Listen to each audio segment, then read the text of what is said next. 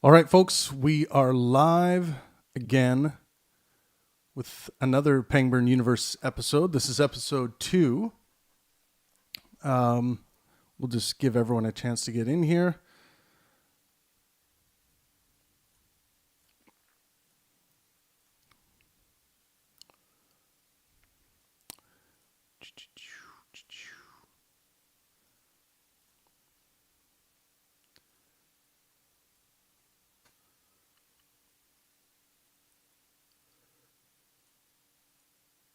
Check. Now I'm getting feedback. Okay, there we go. That's going to be there. Just sorting out my windows here, guys. Jack, what do you think of the most recent drawings? Oh man, they're awesome. Yeah. They're super, super awesome.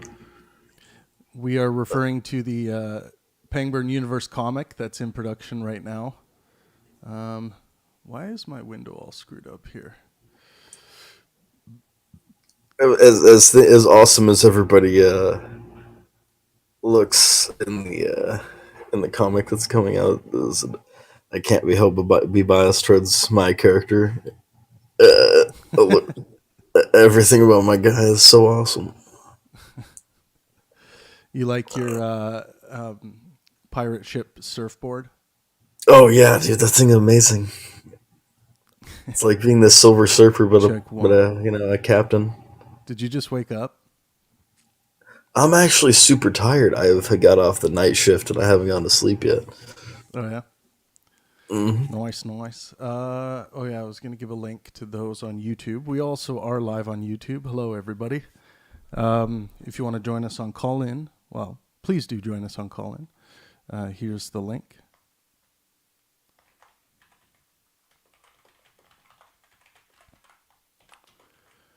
Today we're going to be talking about respect once we get through all the housekeeping biz. I want you guys to think about, to start off with, is respect a useful concept to you? Does it help you serve your purposes? Do you reserve it for special occasions, or is it something you give to every human being? For instance, I give my full moral consideration to every human being. But do I give respect to every human being? We are going to start by talking about some working definitions here eventually once we get cracking. But hello to everyone. Thank you for joining me on our second live daily show. Yesterday was great. We had 80 people in the room on call-in here, which the app is still in beta testing. So the fact that we were able to pull 80 people yesterday was just awesome. Daria Volosnikova is the artist who's working with me. Oh, I got to get rid of that. There we go. Working with me on this comic book, this Pangburn Universe comic, which is basically all of these superhero images you're seeing of our broadcasters. They are being incorporated into this metaphysical universe where the War of Ideas takes place. And those wars play out in kind of these action-packed battles with conceptual entities. That's how things are thus far. The first draft of this comic, of the first comic book, which is going to be dealing with the concept of depression, we've all been kind of chipping in and working on this for quite a few months now, and we're starting to see the fruits of the labor. So it's very exciting. Super pumped about that. Again, those of you who are joining us on YouTube, feel free to come and join us on Call-In. Call-In is a social podcasting app. We are loving it over here. One of the reasons why we switched over to Call-In. I don't know why that's happening, is because it does have a kind of absolute free speech policy. So long as you're not talking about shit that is illegal under the law of your land, like trying to incite violence or anything like that, any conversations about any ideas are allowed on Call-In. So please do support the app. Support us. Come and join us on the app. Make sure you subscribe to the Pangburn Hangout. We are live every single day. This new daily show from 10 a.m. Pacific to 2 p.m. Pacific, I will be leading the charge Monday to Friday on this show. So you'll always be able to jump into a conversation here. And then our evening programming will continue here on Call-In as well. And we have a special guest tonight coming on Brett the Teacher's show. And I just want to pull up, I believe it's Megan Murphy tonight. Let's see. Yes, Canadian feminist, writer, and podcaster Megan Murphy will be joining Brett Benson tonight at that 6 p.m. Pacific time. That should be interesting. She's kind of into this, like she's kind of against the third wave feminist movement, but she seems to be more of a classical feminist, like how I would identify. You know, I'm a classical feminist because I believe in equal opportunities, for women. Not to be confused with equal outcome, right? This is, of course, a pursuit of some people would like to see equal outcome, regardless of what one produces, which I think is a problem. But we're not talking about that today. Today we're talking about respect. Guys, feel free to call in. We are going to be getting onto the topic of respect here. I'm going to read through some of these working definitions, something to start with. So respect, a feeling of deep admiration for someone or something, elicited by their abilities, qualities, or achievements. So based on this definition, and they give the example of a director had a lot of respect for Douglas as an actor. So esteem, similar words would be esteem, regard, high opinion, acclaim, admiration. So a feeling of deep admiration. If you don't have a feeling of deep admiration for someone or something, you don't respect them under this definition. You don't have respect for them under this definition. Let's get to, and I didn't even hit the invite button to all of our subs on Call-In. There we go. And guys, if you have friends on Call-In, make sure you hit that invite button and invite them to the room. Everyone is welcome to this room. So let's go to the, and these are the noun definitions we're going through right now. Let's go to the second noun definition for respect. Now, this is the one that most people, I think, will be familiar with this usage. Well, more familiar with in how we use it colloquially. Due regard for the feelings, wishes, rights, or traditions of others. Due regard meaning essentially care. Okay? Due regard, so essentially care for the feelings, wishes, rights, or traditions of others. It's very broad, right? So you could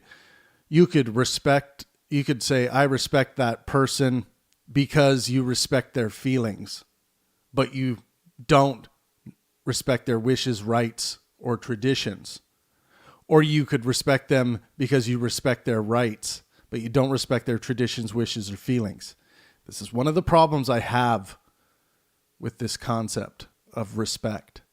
What do people mean when they ask for it, demand it, give it? What are you really giving? This is what I want to talk about today, the concept of respect. Do you guys use it? And feel free to call in and we can get these chats rolling. Do you guys use the concept of respect? Jack, how about you? Is it Yeah. with respect anyway? At least with the second definition, I only think that it's a really good thing to have when it's mutual. I think that by the second definition, when you have respect for people, if you don't have respect in equal ways, back and forth, it it can be messy in a lot of different ways, whether it's socially or interpersonally. What about a elder person who demands your respect, but they never proclaim or to give you respect or show any signs of returning that? Yeah, no, respect is only respect is earned and only given if you care about the tenets of which the other person is asking for your respect. Well, If yeah. you don't care about the tenets of which that person's asking for that respect, then it must be earned and or reciprocated in order for somebody else to have that respect. So, are you saying that you need to receive? So, are you saying that what someone else does is going to determine whether you have due regard for their feelings, or wouldn't you just Let me give always you. have that? Well, let me give you an example. So if somebody's a retired general in the army, right? There's a lot of people that would give that much more respect, right? Than especially if you were in the military, than I probably would, just as somebody who wasn't. And if that person was like, oh, and started trying to, treat me like somebody that usually has that level of respect for them, I'd be like, hey, I don't really follow your tenets like that. It's not really something I'm like about. So if you want like my respect or me to do stuff for me to treat you a certain way, you have to give me some sort of due as well. Otherwise, I'm just because I don't follow that those like I don't go along those respect tenets. It's not going to work out with the way you'd like me to care about you or the things that you do. Hmm. Interesting. Um, let's and who would you give respect to? Are there any like positions in society that Yeah. you think are worthy of giving respect right off the bat, or do you need to see if you have a deep admiration for someone first before you That give would that? probably be it. Well, because you can't have interpersonal connections with everybody, respect would often be given off of merit. But you also have to care about what that merit is. So again, like if it was like a track runner or something like that, I'm not interested in track runners. And if they expected me to just give them some sort of high level of respect because they're a high level track runner, they'd have another thing coming. Is it a hmm?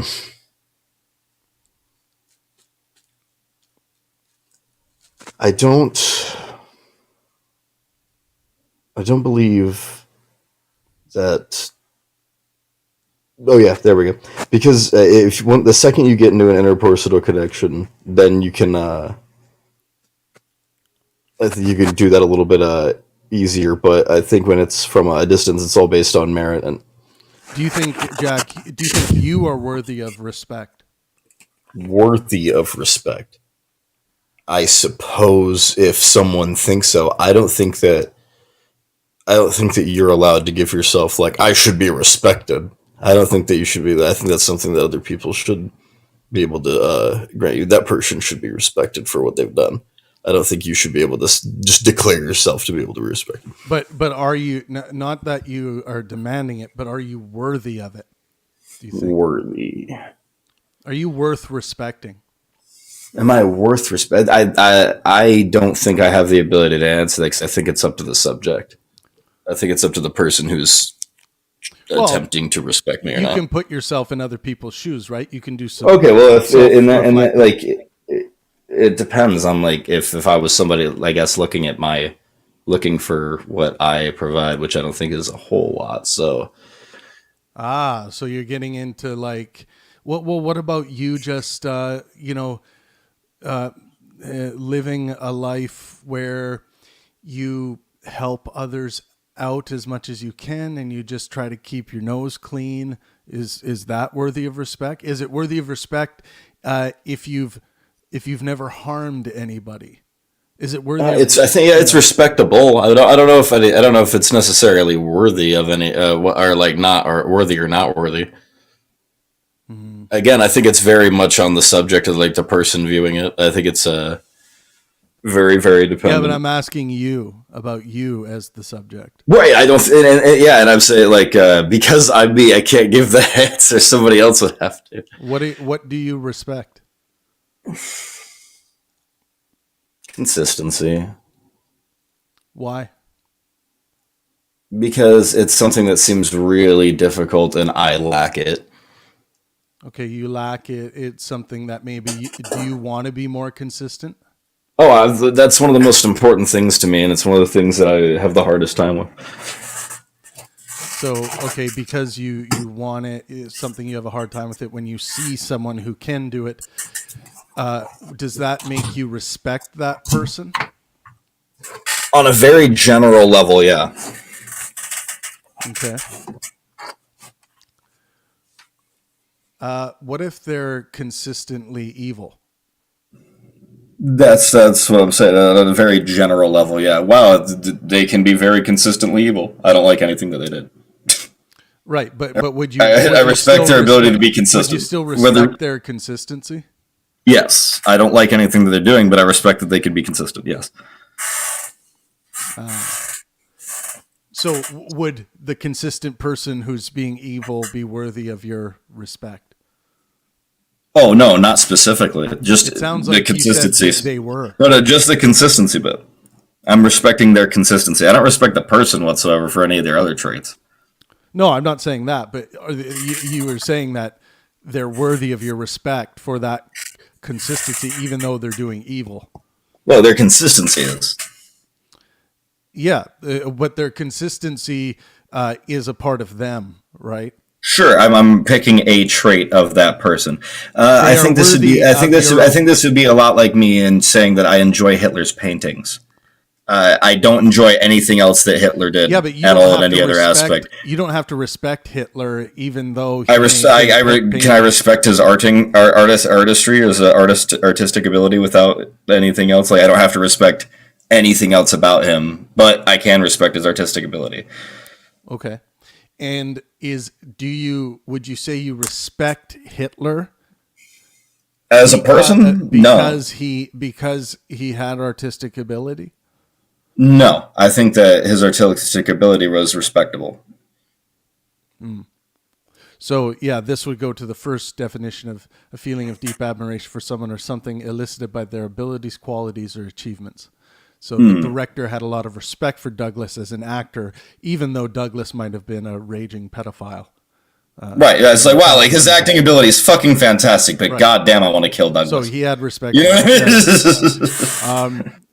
Now, what about this idea that some people just think that they're owed respect? Like a parental figure might say, "Oh, you must respect me because I'm your parent." What do you think about that? Yeah, I think that that's technically incorrect. Like, listen to for sure, must abide by. Caring about it and giving it back to them is not like a necessity. I think it's a byproduct. All right, John Boy, what say you on respect? What do you respect? I respect, and I would respect. Oh, you're breaking up a bit. Can you start again? Ought to show everyone. Sorry, can you start that again, John Boy? I just missed you. How am I coming in now? That's better. I respect some measure of. Damn it. We're missing all the important information. Damn it. We're getting, I respect. Wi-Fi. Maybe my. Is that any better? I assume it's just going to keep doing the same thing, but let's try once more. Hold on one. Yeah. I haven't figured out the mics. Yeah, it seems like to be an internet issue.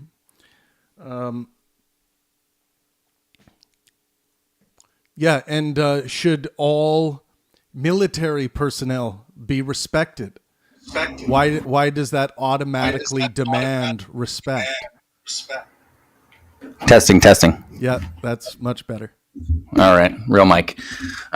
Okay, I said I think we ought to respect or show respect to everyone, and I don't think it's limited to just people. Right. I think there are places that we ought to show respect towards, but from a interpersonal standpoint, I believe it's a moral ought to show respect to everyone. So Jeffrey Dahmer is worthy of your respect? Yes. Now, I have a somewhat controversial opinion on criminals or people who do things that we would conventionally describe as evil. I tend to view those things through a lens of some type of mental dysfunction or disability. Yeah, me too. Yeah. So if I'm comfortable imparting some form of, and subjectively defined, intrinsic value on the lives of individuals, and to that extent, I believe we ought to respect everyone. So basically, you're talking about having due regard for the feelings, wishes, rights, or traditions of others. That's correct. Right. So we should respect everyone. So if we are to respect everyone, how do we know what respect you're really applying? Because, of course, in Jeffrey Dahmer's case, you might not be respecting his wishes or traditions, but you may be respecting his rights and feelings. Sure. Yeah, I think in a world where people live in societies with other people, there is a certain amount of respect that ought to be shown to the institutions and the organization of those societies. So I believe if someone violates that, then societies have permission to respond effectively for the betterment of that society. I'm speaking vaguely here, obviously. Mm-hmm. But I do not believe in the sort of vindictive form of justice that I think we commonly sort of approach criminals like that with today. Mm-hmm. So in that sense, yes. And the interesting phrase there is due regard. So how would you define that? Well, I guess that depends on what the appropriate level of regard would be. And for someone who has chosen not to respect you individually or the society that they live in, that due regard would include those considerations. Right. Tart Vader says, I'll tell you something I don't respect that people often demand respect for: beliefs. I don't owe your beliefs the respect to not provide evidence against them and call you irrational for continuing to believe. Yeah, this gets into something where people, I have a problem with the concept of respect when respect is used as an excuse to shut down discourse. It's used as an excuse to have someone hide from the truth. Correct. They'll say, don't teach my kid evolution by natural selection because my, that's disrespectful to my beliefs. Don't ask me questions about my belief about hydrochloroquine. That's disrespectful. I think it's a form of abuse to use respect in this way to children, to stop them from questioning things. So I get what Tart Vader is saying there. I think on that point, because this one is personal for me. I struggled a lot growing up, air quotes, showing respect for different figures of authority, whom I believed were providing incorrect information or were abusing that position of authority. So I would say in those instances, not in all of them, but ideally I showed them due regard for their wishes. So, but no, you still showed due regard, based on your interpretation of due regard for the feelings, wishes, rights, or traditions of them, but you didn't have a deep admiration for them or their abilities, qualities, or achievements. Correct. So and sometimes I had little to no this is the problem I have with the concept of respect, because someone will be like, oh, I respect that person. And and this is why I don't use this concept hardly ever, because someone will think that means that you have a deep admiration for their abilities, qualities, or achievements, when really you're just saying, no, I respect their humanity. Correct. You respect their feelings. So it feels like they should be two different words. Respect in itself is not enough. So if someone was to come up to me and say, I really respect you, Pangburn, that doesn't mean anything to me. I need something else. If someone was to say that, I would say, oh, tell me more. What do you mean by that? Because that doesn't tell me anything. It doesn't tell me if they just, if they're saying like, I respect your right to life, or if they're saying, I have an admiration for something you do. It seems almost, if I'm thinking about it colloquially, the way it's probably more commonly used, it's more just kind of, I would interpret that as, I understand you. There's some common understanding about the way that you believe or what you say that I can appreciate. That's how I would almost interpret that in that context. But I agree with you that based on the definition, it's not clear, right? And they're two different realities. Yeah, and I'm a fan of language that actually depicts the meaning, not some deceptive thing that could mean a bunch of different things.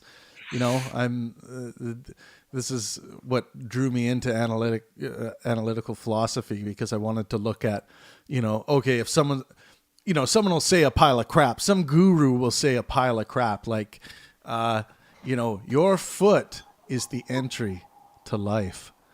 And then what? You read it, and your foot is the entry to life. And then you'd be like, what are they trying to? And then someone will also come along and say, no, I know what they're saying. They're saying that, we now know that if you get acupuncture on your feet, it's going to feel good up your back and relieve headaches and all kinds of. And then you're like, well, how do you know that's what they meant? Like, how do you know they just weren't, how do you know it wasn't just a deepity wow. Being intentionally vague to sell books. Isn't that amazing when names like Daniel Dennett just leave my mind and I can't recall them right away? I think I'm getting old. But like Daniel Dennett would call this a deepity. And when is saying I respect you, just throwing that out there, is that a deepity, or is it just vagary? Is it meaningless? Do people need to speak in better terms? Like, because someone will say, well, what do you think, John Boy, about this idea of respect your elders or respect the military. Like, I would say it's respect, depending upon how you define it, is not implicit, right? If the assumption is that there's some degree of admiration, then it would need to be based on something tangible. You would and need if someone more has not, information, right? yeah, if someone hasn't demonstrated any reason for me to admire them in any particular way, then how could I possibly have respect for them in that sense? Yeah. Yep. So in that case, we would be referencing the second noun, due regard for the feelings, wishes, right? Someone will say, okay, I have due regard for the... Due regard is a weird one, man. Due regard, I'm going to look this up again. But due regard, essentially, what I could tell means like, yeah, with proper care or concern for. Now, what is proper? Proper care or concern for someone might just be like, yeah, I care. Like, or it might be like, yes, I really care that they succeed or, maximize well-being for themselves and those around them. Like whatever it is. So I think it can drift into a question around rights, how we define rights, and what is sort of implicit, what exists, right. that we can't take away, right? Obviously, freedom isn't one of those. So due regard means respect with limits. Right. It's like they don't really fully respect your feelings, wishes, rights, or traditions, only to a certain degree, only to the degree of due regard, only to the degree of proper care or concern. Sorry, go ahead. No. Yeah, I was just going to say, I could be a maximalist there in the sense that I think we ought to show as much respect as possible, given the considerations. Well, but there's a limit. I mean, we could respect someone's wishes to molest children, right? That would be as possible. But we don't do that because it runs antithetically against our, moral frameworks. Yeah, I would say it's not possible in our society to respect someone's desire to molest children. You wouldn't say that's possible? I mean, I would say it's possible. It's just not legal. Tenable. Right? Yeah, tenable. I mean, it's not, forget possible because anything's possible. But tenable, right? Or Right. Yeah, I mean, I'll buy that. I mean, and this is an interesting question, right? Like in a world, like in a potentially virtual world where there are no sentient beings and someone has one of these proclivities, do we choose to respect their desire to carry out those actions in a place where no humans, let's forget about the AI thing for a minute, are being affected? Is that something we ought to respect? I mean, I think this is what I'm saying. Like if you say everyone is worthy of your respect, what are you subscribing to?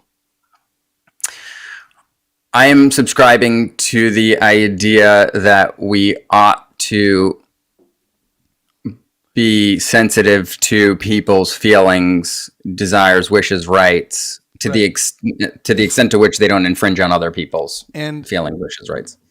But isn't there better ways to describe this? Because even during the course of this short dialectic, we've identified how this can easily be misconstrued to mean, oh, you have respect for Jeffrey Dahmer, and then you have to say, no, I'm just saying that I have respect for his feelings, his rights to a fair trial. And then people will be like, oh, okay. But do you respect Jeffrey Dahmer? And then you'll be like, no, I don't respect Jeffrey Dahmer. I respect, his right to, it gets really... Word choice is context dependent, in my opinion, right? So if I'm running for political office, I'm not standing on a podium in front of a bunch of constituents telling them how I respect all the worst people in American history or other history. There's a different way to express that conveys the meaning that you're trying to impart. But in a philosophical conversation about specific details, I'm comfortable saying I respect, those people. I'm going to invite you up to speak. I'm going to get Gator in here, John Boy. Sweet. Awesome.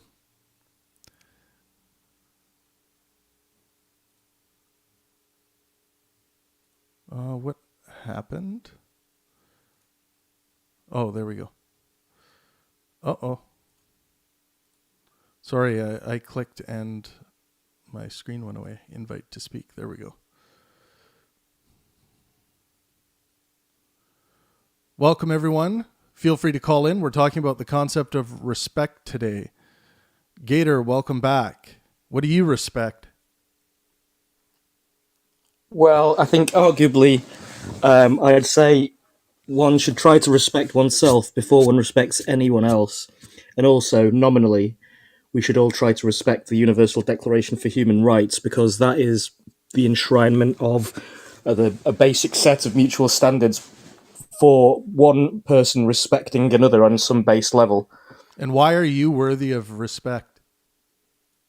Well, because I think that nominally, if you do not believe you are worthy of respect of yourself, then I think that is a bad basis for interacting with humanity anyway. Because if you kind of get into this self-worth question, if you don't respect yourself, then why should anyone else respect you? Okay, and therefore, if no one else respects you, or you feel like that, you probably you run the risk of entering into a feedback cycle where you essentially go, nobody respects me, so I shouldn't respect anybody else, or I don't respect myself, so why should I respect anyone else? In any sense, right? Yeah. And would you say you have a deep admiration for any of your own abilities, qualities, or achievements? A deep admiration? I think that I think, if I'm honest, although I'm a fairly, I'm not an egocentrist or anything like that, and I'm quite, I'd say I'm, I try to be as modest as I can be and realistic about who I am and what I am. I'd say that I have a reasonable level of capability, and I have a reasonable level of concern for other people, and that in itself is worth something. So on that basis, I think that is enough for me to respect myself. Yeah. But would you call it a deep admiration, or would you? Because I don't have a deep admiration for myself. I wouldn't say. I would say, like, I think I do good things and I try hard. But I wouldn't call it that I have a deep admiration for myself. No, I don't have a deep admiration for myself. Maybe because I'm probably not egocentric enough. So perhaps you have a due regard for your feelings, wishes, rights, and traditions. Yeah, I think I do. Yeah, I think well, actually, to be honest, in reality, I definitely put other people before I ahead of myself. I'm of that bent, but if I sat and thought about it, then ultimately that only works for so long, up to the point where you've given and you've not taken care of yourself, and that's why I would say that you ultimately have to have respect for yourself. You have to have some respect for yourself, enough respect for yourself. And if you don't have it, I don't think there's any shame in developing some of it for yourself, because you have to, because you have to live with yourself, don't you?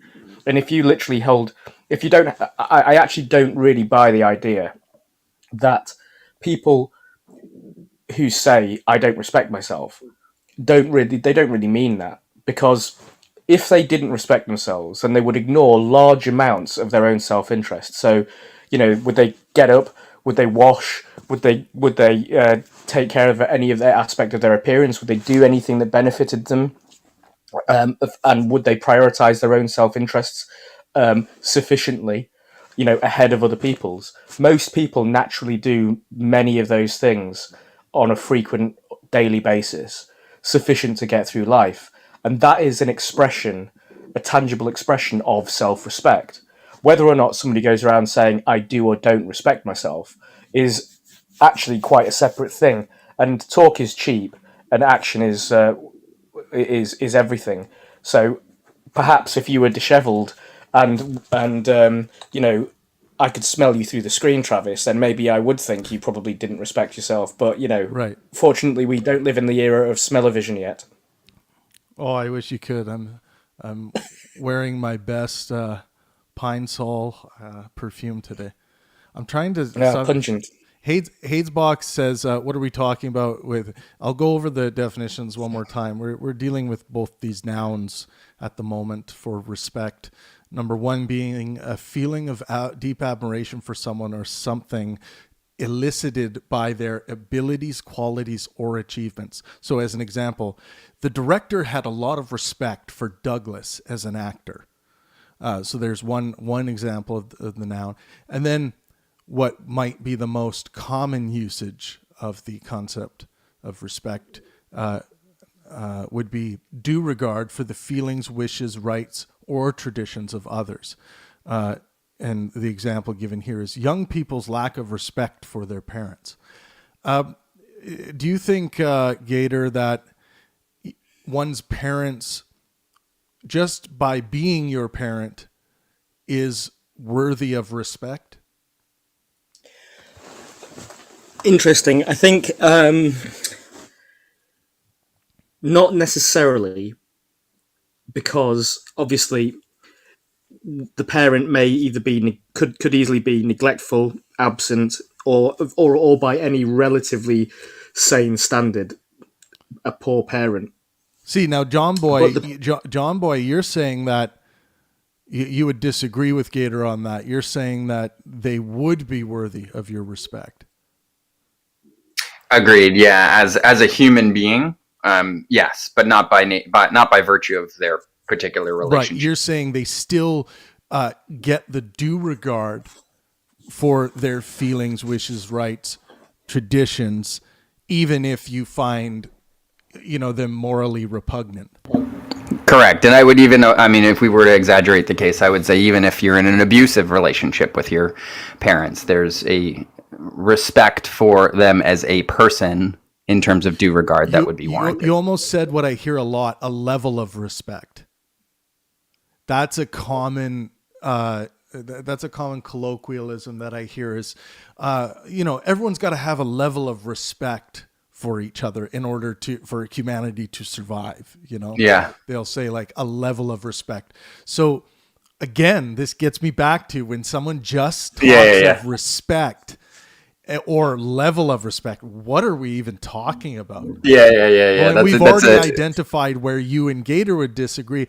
And something tells me that you guys would probably feel the same way about the abuse, or close to the same way, but you would use this concept of respect in kind of the in a much different way. You would use it in one case and not use it in the other. Yeah. Well, yeah, and I think we might even agree on what we mean by show in action. We might even agree in terms of how we ought to treat that person, but we may not describe it the same way. Right. Isn't there also an issue here, though? Respect is not a one-way street. It's a seesaw, isn't it? Why would I inherently respect people who actively do not respect me or disrespect me or show me no respect? How about for the same reason that, Gator, that you would give someone your moral consideration even if they don't give it to you, because it's the good and right thing to do. You're not engaging potentially, and this is where potentially, and this is where the Declaration of Human Rights comes. But I think that this is a bit different to one's parents or the parental respect issue. So, for example, with Dharma, then I would say, through universal human rights and various legal constructs in most, in certainly in the US and the UK, there's a notion that even if you are a prisoner of and a criminal and have committed capital crimes, you have some form of rights as a human being. And those are to be respected. But the reason why, partly, is not just because it's about the individual in question. It's also a reflection of what the state is and what the state appears to be to the rest of the citizens. Because if you basically say anyone who is convicted as a criminal suddenly has no rights, they're subhuman, they can become slaves, they literally don't get anything, they're put in a pit and they're left there to fend for themselves, and that's it. There's a lot of problems that sociologically come out of that because the state is essentially treating people like animals once they cross the line. And that is a dangerous place to go, because also it raises questions about the possibility of rehabilitation. And if you want to put effort into rehabilitating people, you have to have some degree of respect for them as humans, right? So there's all of that going on. But when it goes to your parents, let's just pick an easy example. Somebody who's a complete drunkard, abusive, physically, mentally abusive to their children, and neglectful, when actually they do have other choices. So they're not completely poor. They aren't under constant. They aren't necessarily being abused themselves. You know how abuse can pass down the chain, or be transferred. They're just willingly continue to drink, don't address any of their issues, and then basically abuse their family.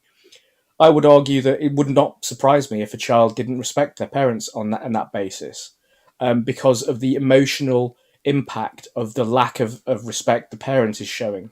And so this kind of gets into love as well in this respect, in this relationship, because in the case of the child to the adult, a responsible adult should recognize that what they project or how they treat people is a trigger or determines how that person will treat them and back. And so to show somebody, your child, no respect at all, one shouldn't really expect too much respect in return. And even if you don't like each other, because it is possible to dislike the personality of your child or parent, you can still behave in a way that sets and establishes or shows a base level of respect, in politeness, in courtesy, and degrees of consideration, and also concern. Even if that's forced, that's still showing a form of respect. And in ceding that, it's possible to then influence somebody else's respect back to a working level. What do you think about that, John Boy? For the version of respect that I'm referring to and the definition that we're using, I do not believe that reciprocation is a requirement. That's my belief. Right. But, okay. Yeah, go ahead. I was just going to say, to Gator's point there, two things. One, absolutely agree that if someone is not showing respect, I think in the way that you're describing it, it's very likely that they will not receive respect back, right? According to, I think, the way you're using it. But I would still say from a moral ought perspective, there's a, I don't want to use the word level of respect. There is respect that ought to be shown to that person, regardless of the actions that they've taken towards me. So, John, generally, if someone says, I respect you, what do you think they are saying? I think this goes a bit back to the way I described it. We were talking about it before. I would infer, without further clarification, that there's some level of mutual understanding at minimum, and likely appreciation, however the context is being applied. But it would be much more clear if they say, you and I have a good understanding. For sure.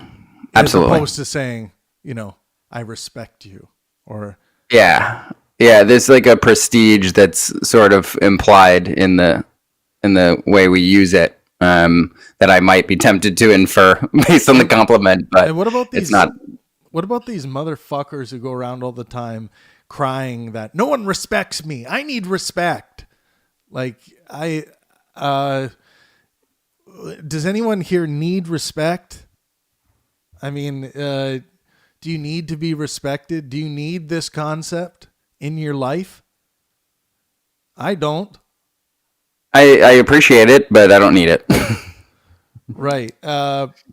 Maybe I'm socially retarded or something. I guess, yeah, it means nothing to me if someone says you have my respect. Okay, but how much of your daily waking life is lived in an environment where you are actively disrespected? Well, what does that mean to be disrespected? Let's get into that. So one example would be, have you ever been to prison? Never. Okay. I'd suggest that if you were put into prison, you would be actively disrespected to an extent that you have not experienced, because you would potentially become a victim, right, and preyed upon in that system where absolutely no respect whatsoever exists, right? Yeah, I've been a victim. I've been a victim of abuse, so I would just call that abuse, right?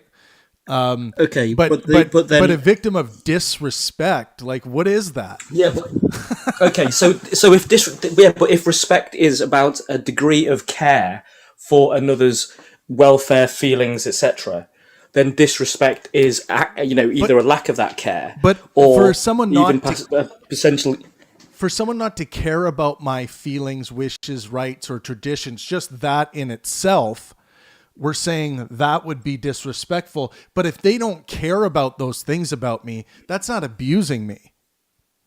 Right? Okay, but what if your daily life, yeah, you got up and you went out, you tried to park a car, and somebody either just smacked into the side of your car as they parked theirs, or actively kicked your door and did all these weird things that you kind of just going, what's going on here? They were doing a lot of things that essentially were crossing boundaries, either invading your space, verbally insulting you.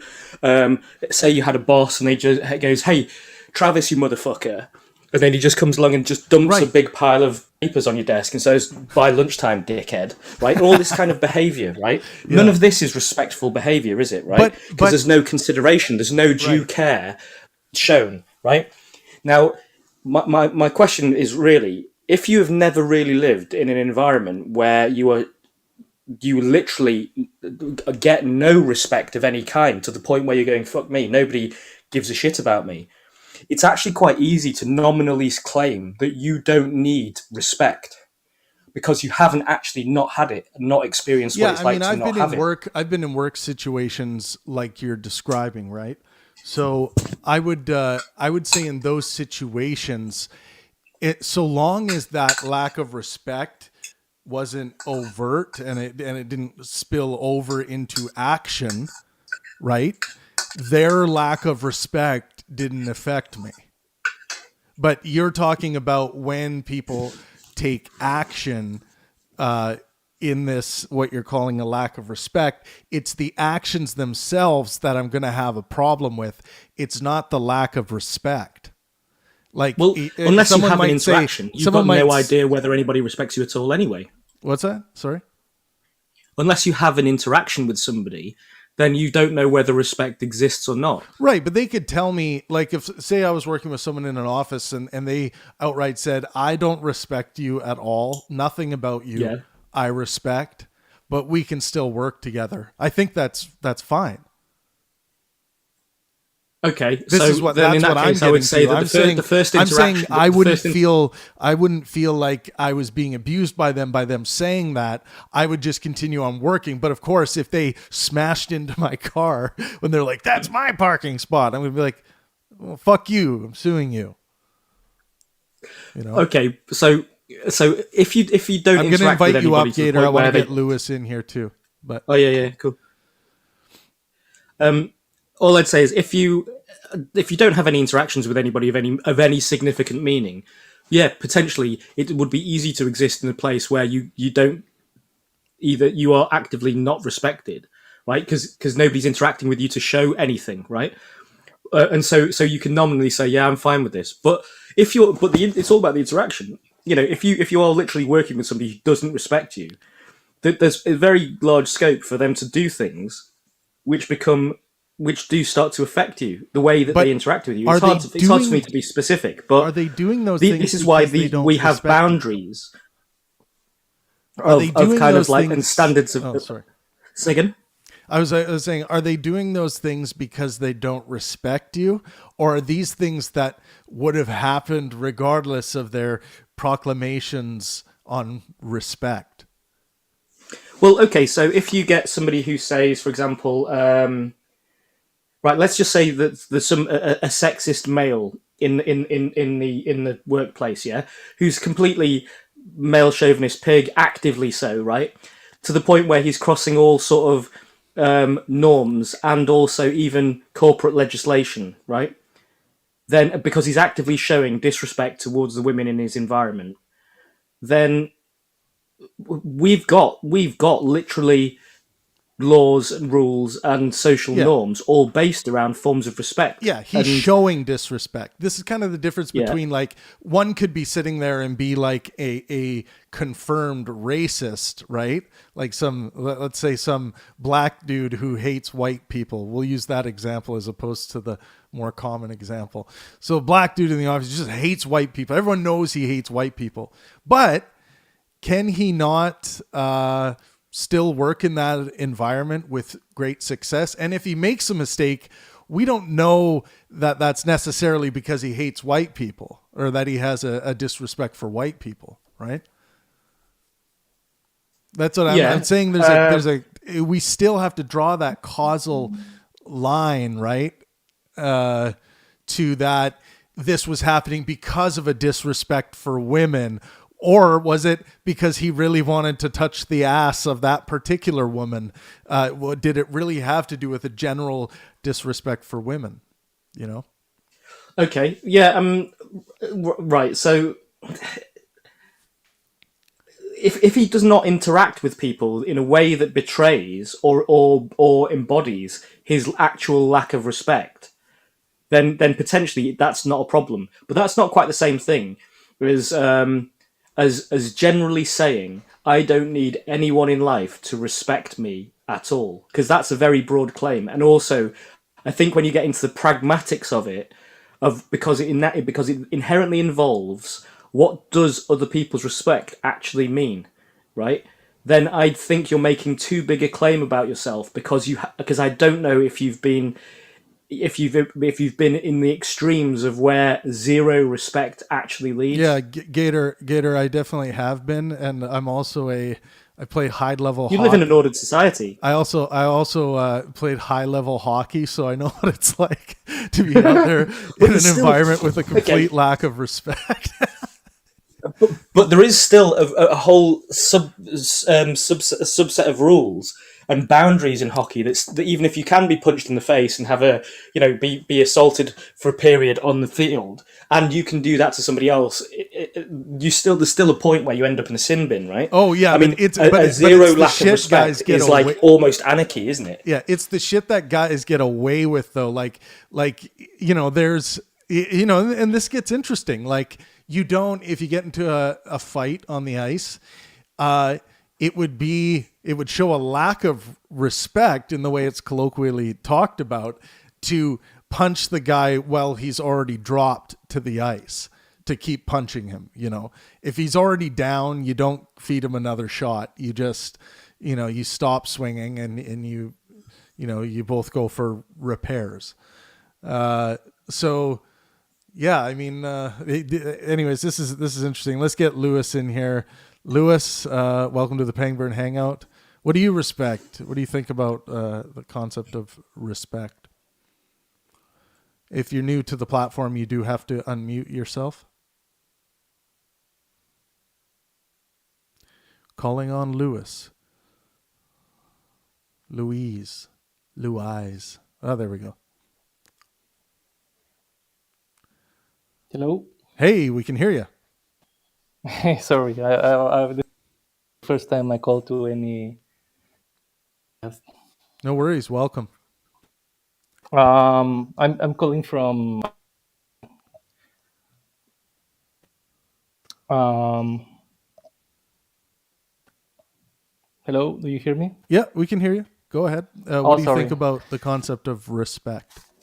Yeah, I would just listen to the conversation. It was very interesting, but I too abstract with like to in some cases what to respect, and I want Lewis, I do not want can you to- do me a quick favor? Can you mute and unmute your mic? Perfect. Try that There out. you go. Better. I think so. So I was saying I would like to a new thing to talk, and would love to listen your thoughts on ideas. I think we're talking a lot about people, but I think that ideas don't deserve any respect. By that I mean ideas have should be can be criticized without any regard and any problem, regardless or whatever it is.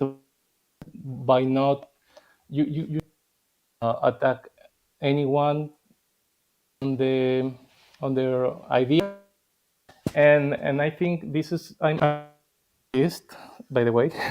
So the problem I see is some religious people feel that they themselves when when we attack or criticize their, they say you do not respect on this, respect me, and you are not really an atheist. I don't feel I'm really criticizing. So that's my hope. The idea I want to. Ideas are not protected by rights. People are should be able to criticize and disrespect. Yeah. I agree with you, Lewis. I'm just going to drop you from the queue. You're cutting in and out a little bit, but I'm hoping that when I do publish this episode, that'll be much more clear. It sounded like you were saying you're an atheist and you think we should be allowed to disrespect ideas in our argumentation, and things of that sort, and regardless of how strongly people hold the beliefs that are being challenged. So I totally agree with you. If it might have been internet. I don't know what where you're accessing the app from, but we'll get it sorted out for next time. Thank you for the call, and I hope you call back. So you're calling from Spain. Oh, okay, cool. So respect. I think everyone on the panel here would probably agree that it's okay to challenge any ideas, regardless of what they are and how they're held. I do have this absolutist, pretty close to absolutist as far as I know, idea that we should be able to have conversations about any ideas. When I say that, it's like, yes, if people are going to be having a conversation about ideas related to bomb making, stuff like this, like when there's some kind of motivation to,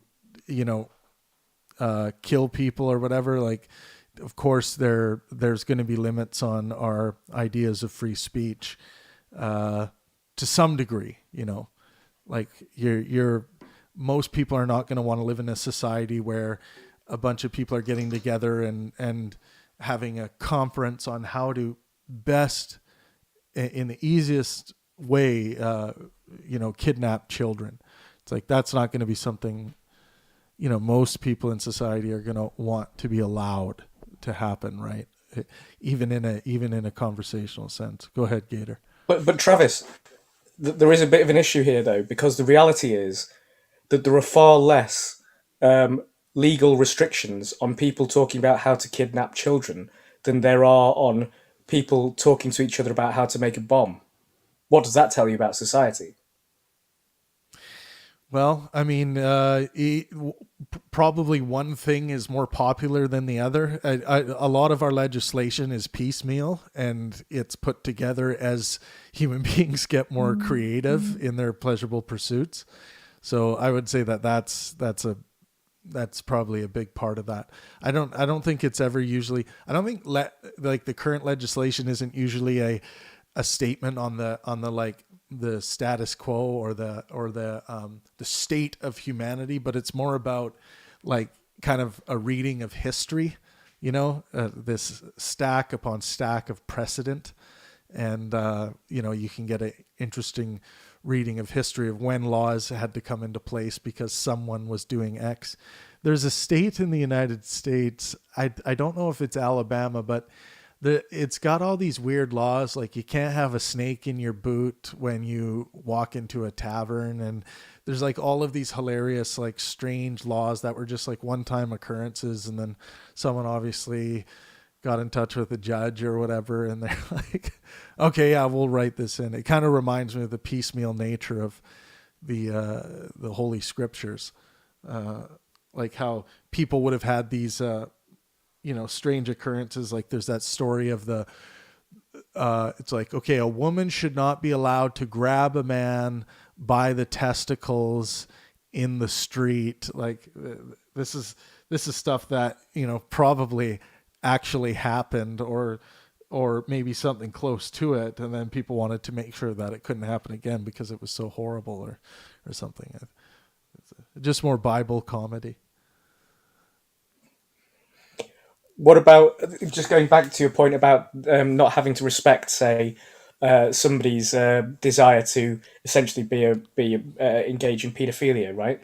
There's actually in the UK there was a group called the Paedophile Information Exchange that was active up until maybe the late 80s, and it comprised a lot of from what I understand, predominantly male people in varying levels of society, and they were actively campaigning for the lowering of the age of consent down to 4 years old, right? Believe it or not. Yeah. So, right? And yeah. a woman called Angela something or other actually represented them as a solicitor, and she ended up becoming the Home Secretary for Britain at one point, where she was essentially ended up apologizing for that error of judgment in representing paedophile or would-be pedophiles. Right now, why am I saying this in response to your observation about this? Is that actually, if you look at society, respect is problematically enshrined partly in law, and all that has to happen before people actually end up having to respect other people's desires to do something as heinous as engage in paedophilia is to have a change in the lowering of the age of consent. And there are people who are actively campaigning for that, and they're not actually being really overtly fought by the system. If you look at the normalization of this concept of minor attracted persons, what you mean pedos?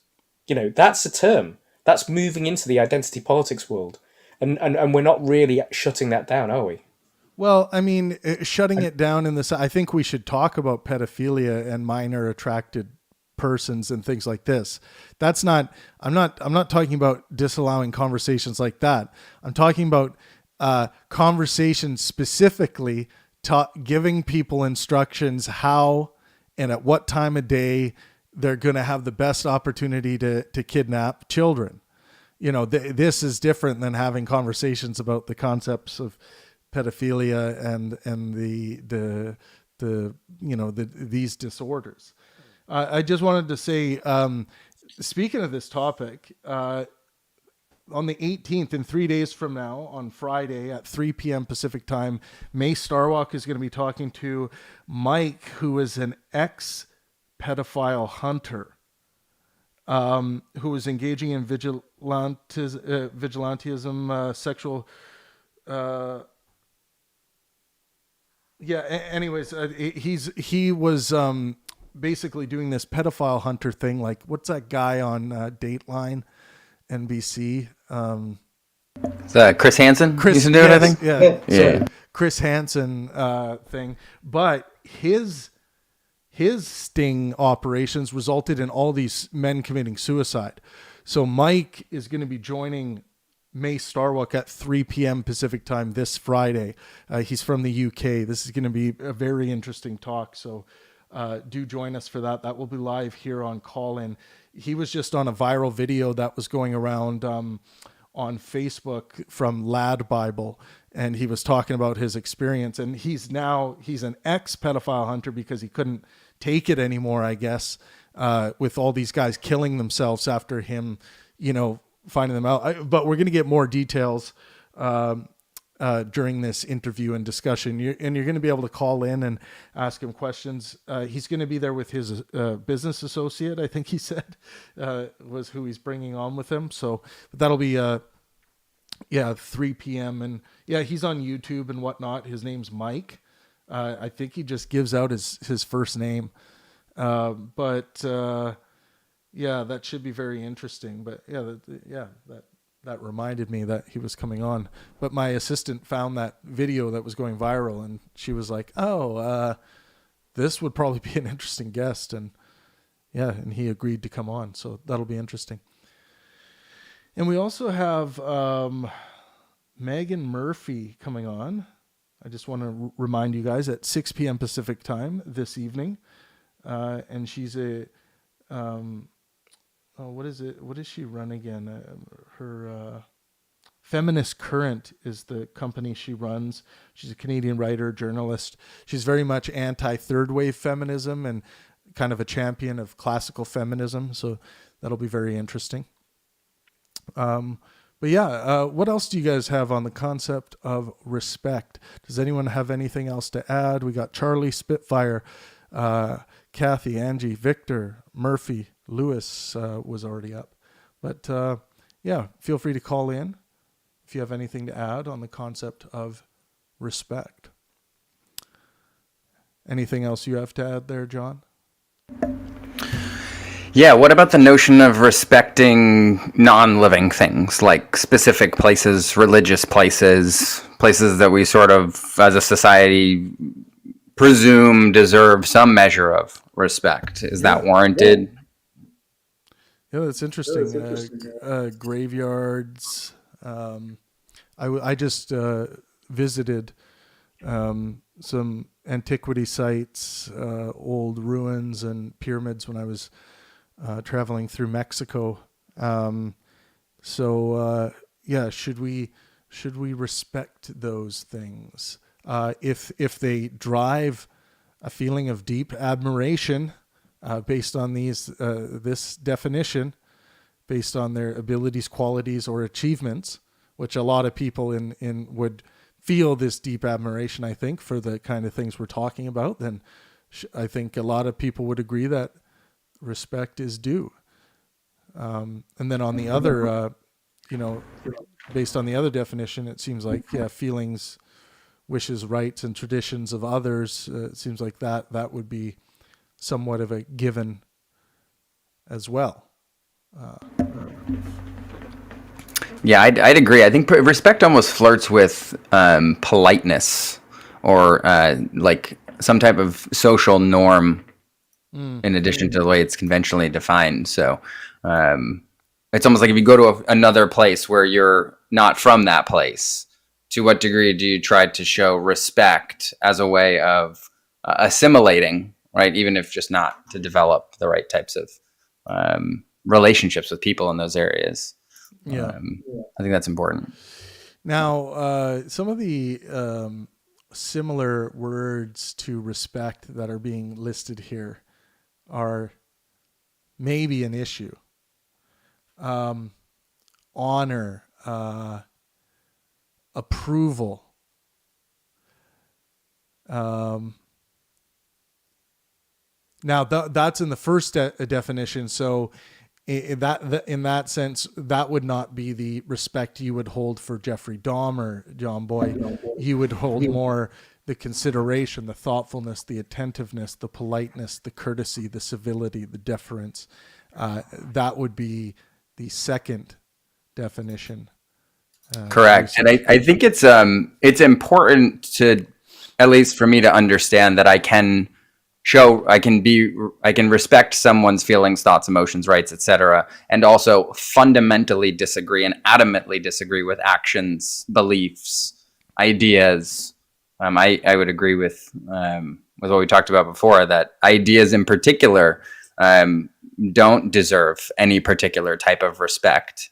And I think the areas where things become unnecessarily contentious is because people personally identify with their beliefs. So it becomes very difficult to show respect towards the person and fundamentally disagrey or attack their ideas. Hades Box says, I respect the tombs of the dead, not because admiration, but because how important they are to others that believe their family friend is there. Yeah, you don't believe that you're like the spirit is there to be respected. It sounds like you're more doing it for those who are still living and could be affected by your actions. Yeah, that makes sense. Let's look at the wiki. Wiki page for this. Respect, also called esteem, is a positive feeling or action shown towards someone or something considered important or held in high esteem or regard. It conveys a sense of admiration for good or valuable qualities. It is also the process of honoring someone by exhibiting care, concern, or consideration for their needs or feelings. So yeah, they cover both definitions there when they say it is also. Man, those two things are so very different. I just think this is it's a confusing concept that requires additional information when being used. Because if you say, I respect the dead,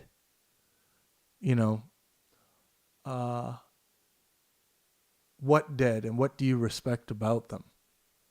Oh, well, most people are saying, I respect or I have care, concern, or consideration of their feelings, even if I disagreed with everything they ever did. Or their wishes, maybe, that they had. Some people may earn the respect of individuals by assisting others or by playing important social roles. In many cultures, individuals are considered to be worthy of respect until they prove otherwise. Not in John's case, at least for the second definition. Courtesies that show respect may include simple words that and phrases like thank you in the West or namaste in the Indian subcontinent, or simple physical signs like a slight bow, a smile, direct eye contact, or a simple handshake. Showing respect, through your actions, like Gator was getting to there. Those acts may have very different interpretations depending on the cultural context. Interesting. What else do you guys think about respect? Does anyone else have anything? Dao Tzu, I know you're probably working, but do you have anything on the concept of respect?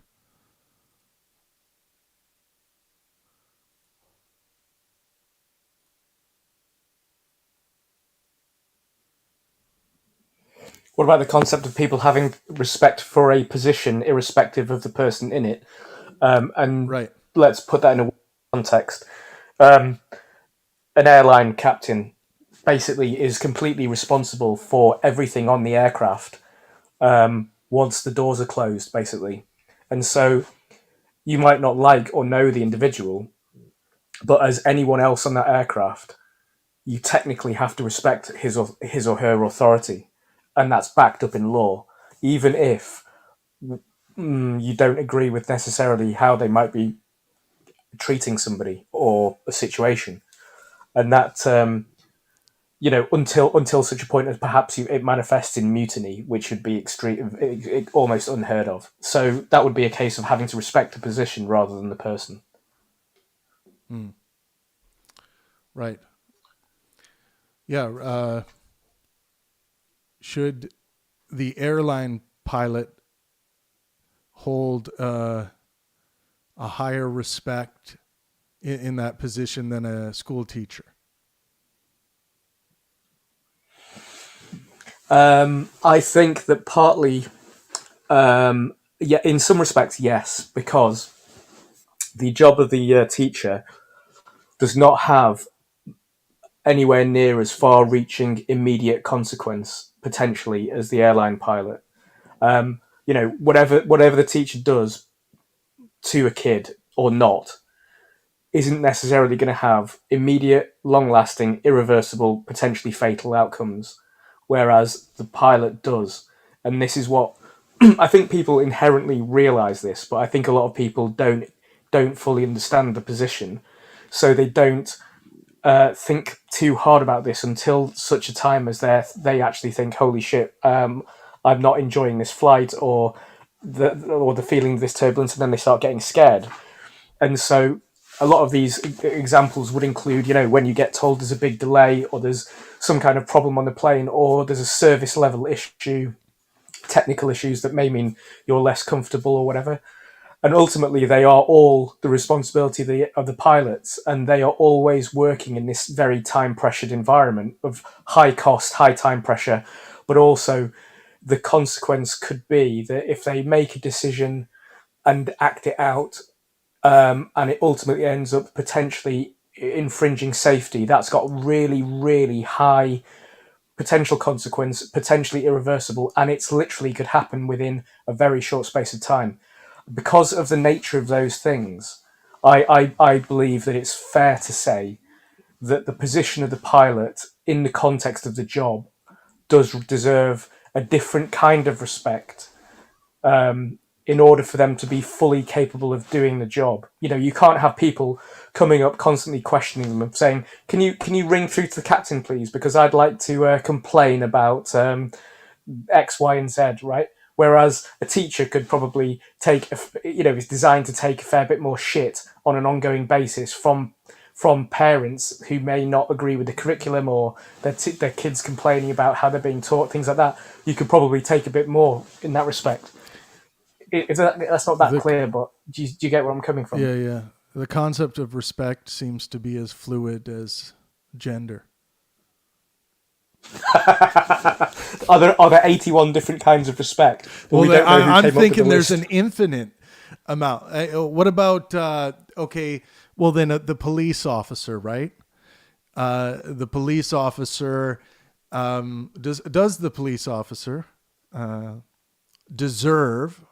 Does that role deserve more respect than a teacher?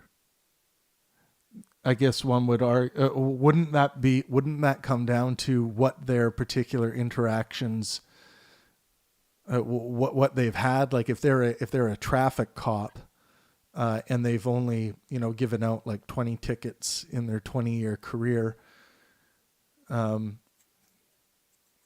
do we figure out that scale of respect and how it scales to the pilot?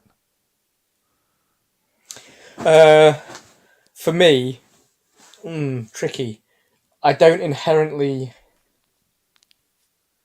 see the problem is I would be looking at it more of like I effectively have to respect the law enough, whilst also seeking to avoid falling foul of it. Can't you just follow the law without respecting it? Well, yeah. Well, that is a form of respect for it, though. Following the law is a form of respect for it, isn't it?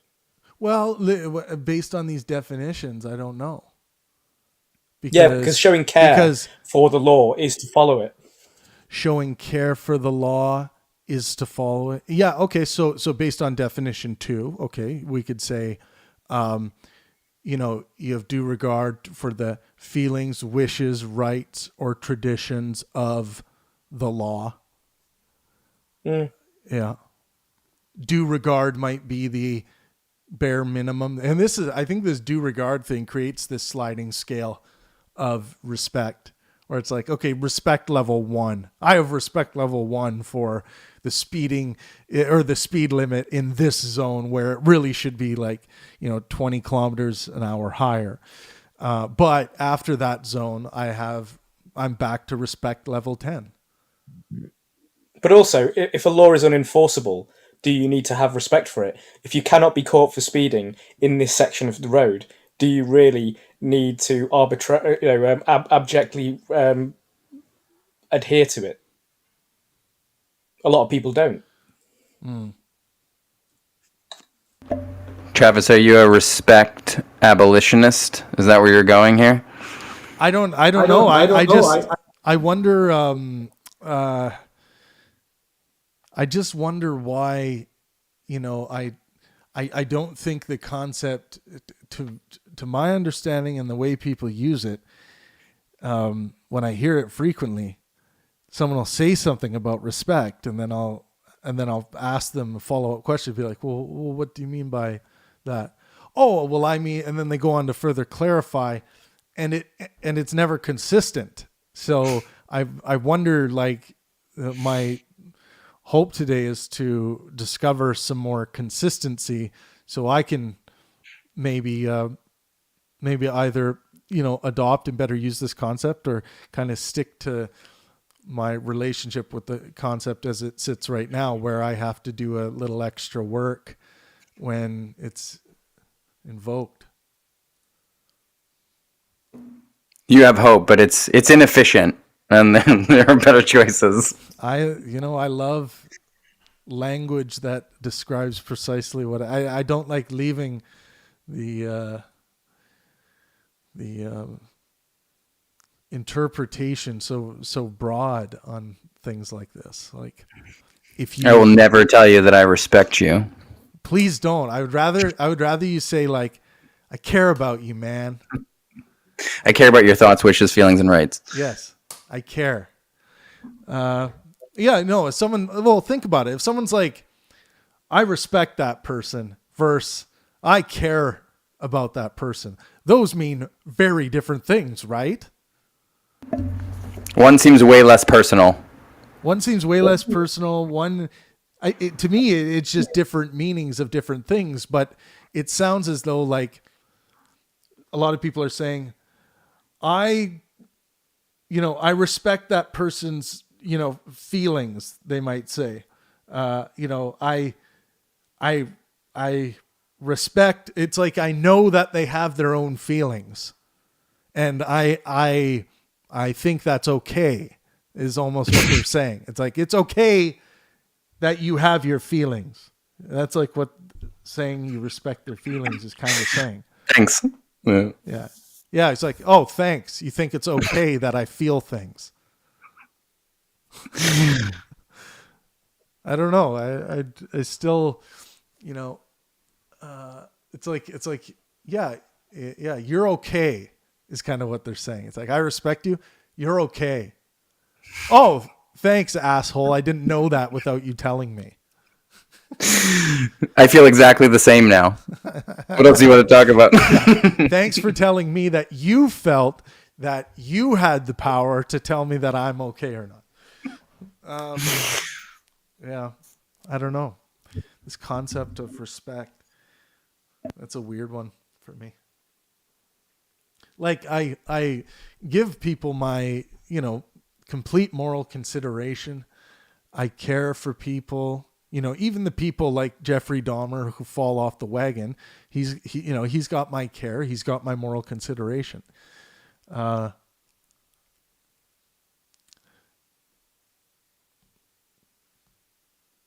Do I respect the tree that's outside right now?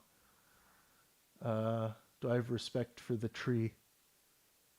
I mean, I care for the tree. I mean, do you guys respect trees? And why? Sure. Because they, because what they give you, or, I mean, it's all pleasure in the end. Fuck it.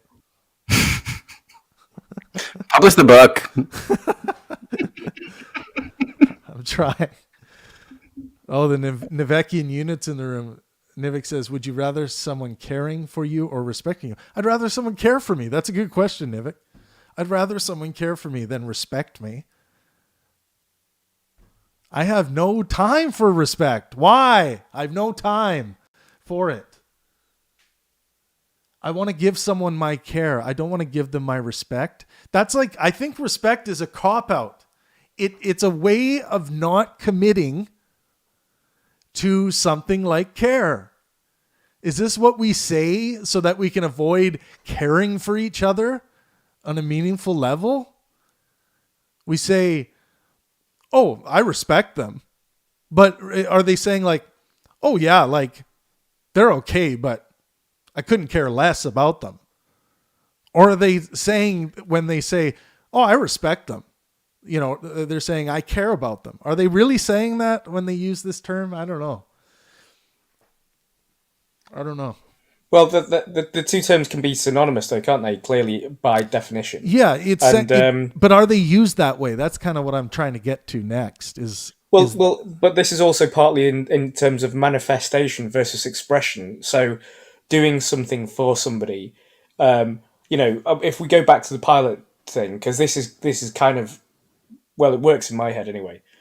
The act of trying to do one's best as a pilot in all respects and taking into account as many factors as possible, because on one level, all the pilot needs to do is to get from A to B efficiently and essentially safely, and that's it. If anybody is kind of suffers because they get their bag, they get offloaded or something else, or they have a suboptimal experience, the pilot, to me, commercially, isn't really doing as good a job as they could if they haven't fully considered everything. A really good pilot takes a really integrated approach to optimizing the outcome for everyone, right? Now, in doing that, even if nobody sees it, right, or even if the bare minimum number of people know they've done that, that pilot is showing care for everyone for whom he is responsible, and ultimately that is a form of showing respect to all of those people. And I would argue, he doesn't have to say, I care about you all, but actually, in reality, a good pilot does care about everybody for whom he's responsible, and that is the same as showing them respect.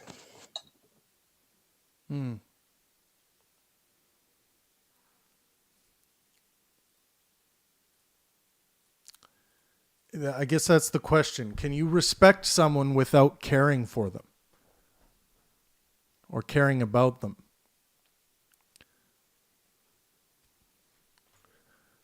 No, I think if you really do mean that if you genuinely have any respect for anyone, and we're conforming to one of the definitions you've given, I think that you have to have some basic level of care, even if it's the absolute minimum level of care. Because if you take respect to be, for example, do you walk up and down a street shouting your head off at 12 o'clock at night, and just showing no totally antisocial behavior, right? You don't care for people, do you? Right? But and equally, you don't respect them. So if you at least you conform to some social norms and show politeness and courtesy, that you don't run around doing those sorts of things, you at least show a basic level of care and consideration, and therefore respect for other people's feelings and other people's circumstances. Can you care for something while killing it? Yes. Okay, yeah. So that helps us get away from the cow problem. So we can respect cows while we kill them for food. Yeah, and part of that is about the good death, humane treatment, and valuing what the cow is as a prey, and also That's a funny concept to what's me. the- Humane death. It's like someone Well, will, yeah. someone will see someone like in the Middle East hacking someone's head off for being an atheist, and they'll be like, "That is inhumane." And I'll just chime in. I'll be like, "I hate to break it to you, brother, but that was humane. It just by was. some standards. I mean, yeah, okay. That's what I mean. So, well, okay, but look, if ISIS stunned its victims with an electrical shock and then put a bolt through their heads and then cut the heads off, would that be okay? Would that be more humane? I don't know. Like the bolt sounds pretty painful. But by animal welfare standards, it would be a humane killing, wouldn't Right. it? You stun an animal first, Yeah. and then cut, and then do what you like to it. Yeah.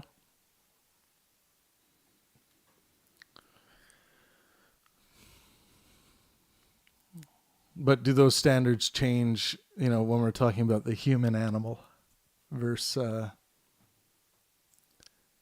bolt? Of course, a bolt gun change to radically a human, and quickly. a gun to a human head versus a bolt gun to a cow head seems different. Well, yeah, just look at the footage that you can get from multiple Ukrainian and Russian channels as to how they're treating each other over there. Right. Yeah, I've seen some brutal shit.